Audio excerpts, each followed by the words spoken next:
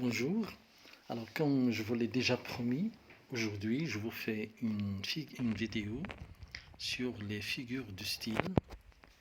Et je vous présente la première vidéo qui va porter sur deux types de figures, à savoir les figures de l'analogie et les figures de substitution.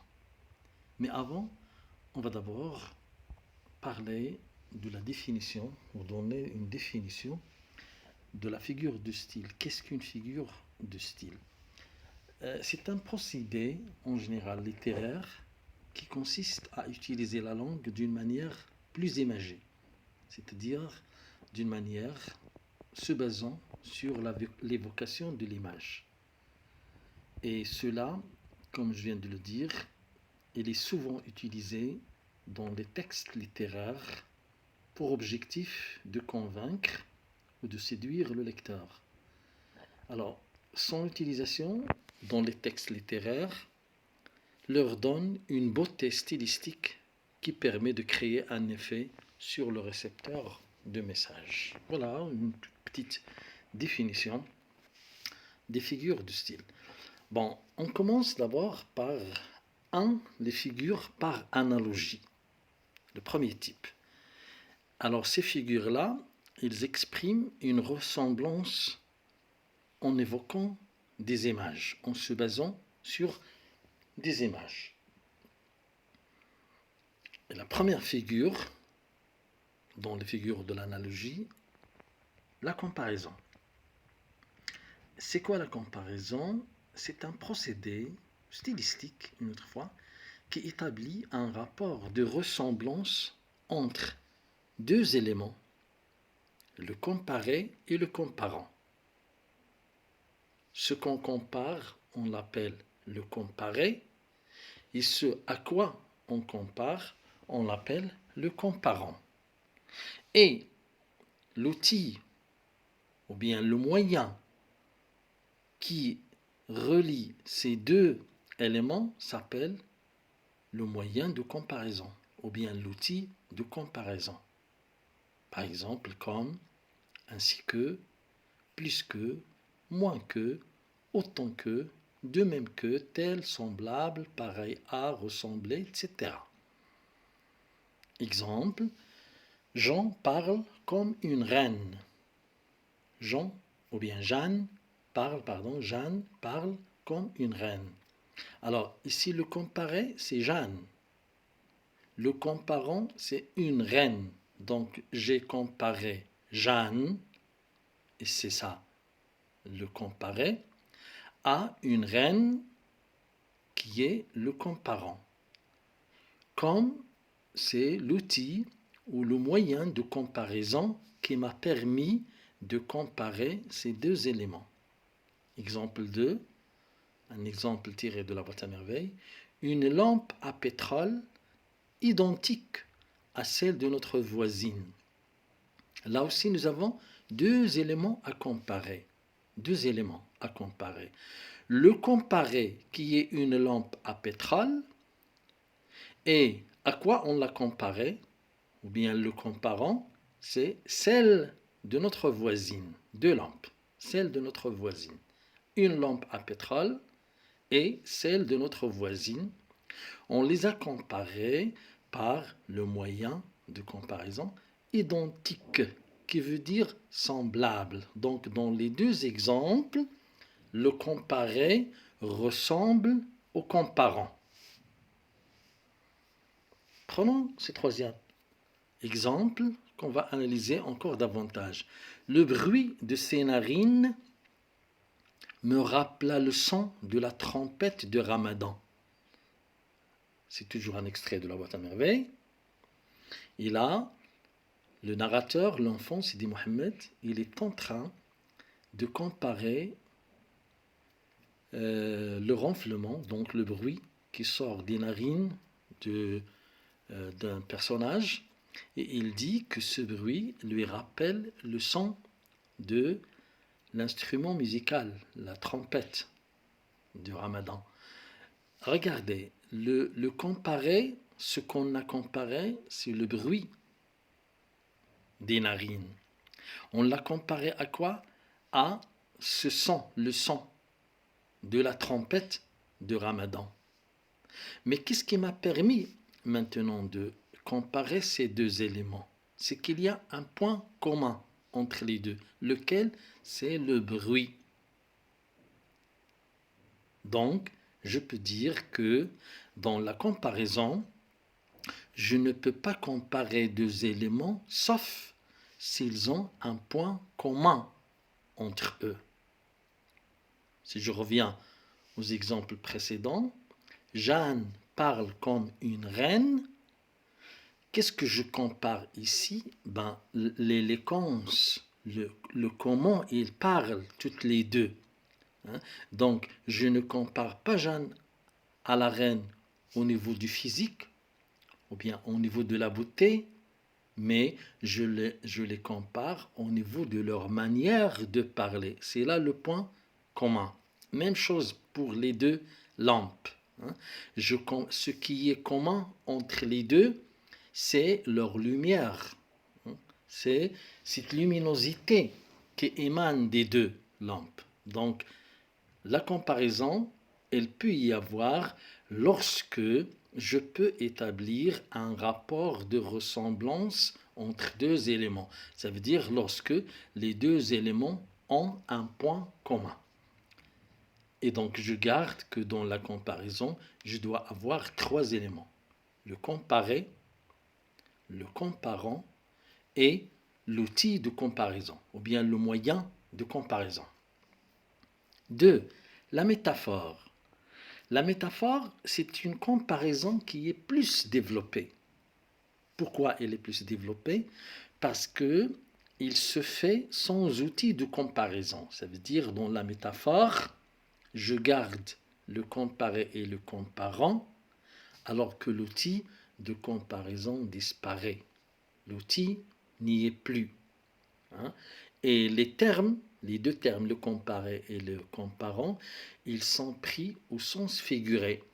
Par exemple, dans la boîte à merveilles, l'enfant dit, ou bien le narrateur, ma mémoire était une cire fraîche. Ma mémoire était une cire fraîche. Alors le comparé, c'est ma mémoire. Le comparant, c'est la cire fraîche. Et là, c'est une phrase qu'il utilise pour justifier comment il a pu encore se rappeler les événements. C'est le narrateur adulte qui parle, comment il a pu se rappeler tous ces événements qu'il va citer dans le roman. Donc, ma mémoire égale cire fraîche. Pour connaître la métaphore, on peut toujours mettre un signe égal entre le comparé et le comparant. Alors, vous remarquez qu'il n'y a pas de moyen de comparaison. Il y a juste le comparé et le comparant. Donc c'est plus élégant, la métaphore comme vous voyez, c'est plus élégant que la comparaison. Regardez, deuxième exemple. Que t'arrive-t-il, chien galeux? C'est toujours dans la boîte à merveilles. Alors, c'est la maman ici qui s'adresse à son enfant et il le compare avec le tu. Le tu, c'est le narrateur, c'est l'enfant. Il le compare à un chien galeux. Mais regardez, que t'arrive-t-il, chien galeux? C'est une métaphore où il n'y a pas de moyen de comparaison. Et regardez une autre fois le sens figuré du chien ici. Regardez le sens figuré du cire fraîche. C'est-à-dire, j'emprunte l'image qui est la cire ou bien qui est le chien pour évoquer une image que je dois utiliser en parlant de l'enfant. Donc ma mémoire, une cire fraîche. Troisième figure de style, c'est la personnification. On est toujours dans les figures de l'analogie. Et la troisième donc, c'est la personnification. C'est quoi la personnification? C'est lorsque j'attribue les caractéristiques d'une personne à une chose. Donc personnification, c'est attribuer les caractéristiques d'une personne à une chose, et de là vient le verbe personnifier, ça veut dire rendre personne. Exemple, le soleil en robe d'or s'attardait à l'horizon. Alors lorsque je dis le soleil en robe, ça veut dire là, qu'est-ce que j'ai fait? J'ai personnifié le soleil. Je lui ai confié, donné, attribué une caractéristique d'une personne, savoir la robe, qu'il met la robe. Regardez, deuxième exemple, les petites flammes dansaient. Lorsque je dis des flammes qui dansent, normalement, danser là, c'est un verbe qui fait partie des attributs d'une personne. Donc, j'ai attribué ce caractéristique humain à la chose. Donc, c'est une personnification. Ça peut être une chose ou un animal. Donc, c'est ce qu'on appelle la personnification. La quatrième et la dernière figure dans les figures de la ressemblance, c'est l'allégorie. L'allégorie, il n'est pas très utilisé. On va le trouver tout simplement dans des textes littéraires, surtout les anciens textes littéraires. Il n'est pas souvent utilisé. Il représente de façon concrète et imagée les divers aspects d'une idée abstraite. C'est-à-dire, on prend une idée qui est abstraite, qu'on ne voit pas, qu'on ne peut pas toucher. Par exemple, la mort, c'est une idée qu'on ne voit pas, qu'on ne peut pas toucher. Pour la représenter, on lui donne, si vous voulez, un symbole concret. Je prends toujours l'exemple de la mort. On a la faucheuse, pardon, c'est pas le, c'est la faucheuse, c'est féminin. La faucheuse, qui veut dire la mort. Ce mot-là, on le reprend, on le trouve dans des textes littéraires avec lesquels on a repris la mort avec cet instrument. Normalement, la faucheuse, c'est la faucille avec laquelle on fauche le blé. Et regardez l'image. On a évoqué cette image de faucher les têtes. Et donc ce mot-là, il est utilisé dans Le dernier jour d'un condamné, le roman de Victor Hugo. On la connaît, cette figure, on la connaît surtout avec la majuscule. Donc lorsque vous trouvez, par exemple, le mot faucheuse dans un texte avec F minuscule, ça c'est l'instrument de fauchage qu'on utilise pour faucher le blé. Mais vous, lorsque vous le trouvez au milieu de la phrase, mais avec F majuscule, c'est l'image. Comme cet exemple, la faucheuse n'épargne personne. Ça veut dire que la mort n'épargne personne. Voilà donc les 4 figures de l'analogie. Je rappelle, on a la comparaison, on a la métaphore, la personnification et l'allégorie. Bien, passons maintenant aux figures de substitution. Et là, je donne encore 4 figures. Substitution, ça vient du verbe substituer, qui veut dire remplacer. Alors, ces figures remplacent un terme par un autre terme, ou bien par toute une expression. Mais bien sûr, ce remplacement, bien sûr, cette substitution se base sur une logique entretenue entre les deux mots, ou bien les deux expressions. Par exemple, la métonymie, et attention à l'orthographe. La métonymie remplace un mot par un autre lorsque les deux mots entretiennent une relation logique. Je répète, il doit y avoir une relation logique entre les deux. On peut y distinguer différentes formes. Première forme, lorsque le contenu remplace le contenant. Le contenu le contenu est remplacé par le contenant.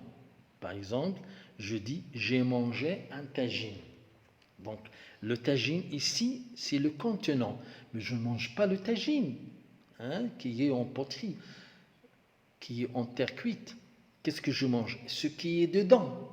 Ce qui est dans le tagine, c'est ce que je mange. Donc ici, le contenant qui est tagine remplace le contenu. Ça, c'est la première, ou bien le premier aspect de la métonymie, c'est lorsque le contenu est remplacé par le contenant. 2, lorsque l'artiste remplace l'œuvre. Lorsque l'artiste remplace l'œuvre, lorsque je dis par exemple, j'ai lu un Victor Hugo. En réalité, je n'ai pas lu Victor Hugo, mais ce que je veux dire, un roman de Victor Hugo. Donc, l'artiste remplace l'œuvre. J'ai lu un Victor Hugo, ça veut dire j'ai lu Le Dernier Jour d'un condamné, ou bien Les Misérables, ou bien Les Contemplations, etc. Donc, c'est ça, j'ai lu un Victor Hugo. Ou bien j'ai vu un Picasso. Il n'y a pas plusieurs Picasso. Donc, ça ne veut pas dire un, vraiment la personne elle-même, Picasso, mais un tableau de Picasso, une œuvre de Picasso. J'ai vu un tableau de Picasso. Ça s'appelle la métonymie. Et troisièmement, lorsque le lieu remplace la personne. J'évoque le lieu, mais je parle de la personne. Par exemple, lorsque je dis tout Bicêtre applaudissait, ce n'est pas Bicêtre qui applaudissait, ce ne sont pas les murs qui applaudissaient, mais ce sont les forçats. Donc, j'évoque le lieu, mais je désigne les personnes qui y habitent. Par exemple, un autre exemple, lorsque je dis Rabat a signé un accord avec Paris. Rabat a signé un accord avec Paris. Ce n'est pas la ville de Rabat et la ville de Paris qui ont signé l'accord, mais ce sont des personnes, par exemple Rabat, le ministre des Affaires étrangères, avec le ministre des Affaires étrangères de la France. Donc le lieu qui suggère, qui remplace la personne. C'est ce qu'on appelle les figures de substitution. Et là, on est dans la métonymie. On a remplacé, substitué, remplacé. Donc, la métonymie. Deuxième figure, la synecdoque. Alors, la synecdoque, c'est une autre forme de la métonymie, mais un petit peu développée. Elle consiste à désigner la partie pour le tout, ou bien le tout pour la partie. Donc, je désigne le tout par une partie. Si je dis par exemple, j'explique, il a enfin trouvé un toit. Ce n'est pas le toit qu'il a trouvé, mais la maison. Donc ici, la partie, le toit, la partie, indique le tout, qui est la maison. L'exemple suivant. J'attendais un moment, c'est un extrait de La Boîte à merveille, c'est le narrateur qui parle. J'attendais un moment avant de voir surgir de la foule les deux haïks. Et les deux haïks, ici, indiquent dans le roman, dans l'histoire, sa maman et son amie Lala Aïcha. Et regardez, les deux haïks, ici, évoquent ce qui est derrière, à savoir les femmes. Donc, une partie pour indiquer le tout. Je reviens surtout à cette phrase-là qu'on répète lorsque un jeune homme se présente à une fille et il vient pour la demander au mariage.